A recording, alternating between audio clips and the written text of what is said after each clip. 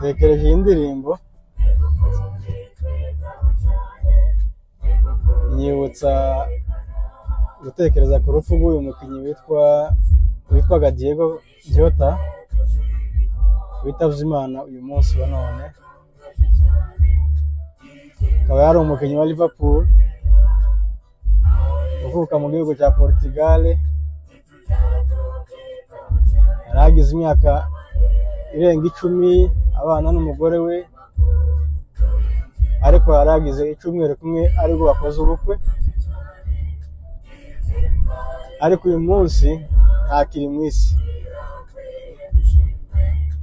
Bihita binyibutsa ko ikintu cyose dukora gishobora kuvamwo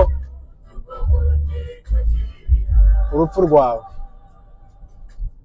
Uko ndatangiye rekodi ndi mu modoka, ni ukuvuga ngo nawe ishobora kuvamwo urupfu rwa buri muntu wese uyirimo. Iyo wirirwamo nawe niyo yamwishe. Afite imodoka nziza, imodoka nshasha, yaragiranye ukwezi kumwe niko bivurwa,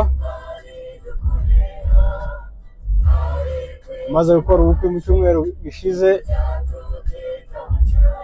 aja muri Espagne gusohoka gutembera, atashe rero asuye muri Portugal. Yarari muri speed, imodoka yarafite izigendera muri speed ishobora kugendera muri 340 ingahe ku isaha.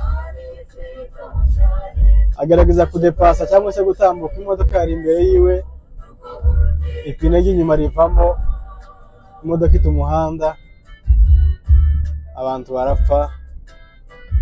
Amasaha y'ijoro baza kubona imodoka mu gitondo abantu bashize. Tekereze, ni umukinnyi yari yemerewe kuja mu ndege, yari yarabazwe, abadokiteri bamuteka ko atazongera kugendera mu ndege, bivuga ngo ingendo ziwe zose zari iz'imodoka, ariko nanone ya modoka nimwishe.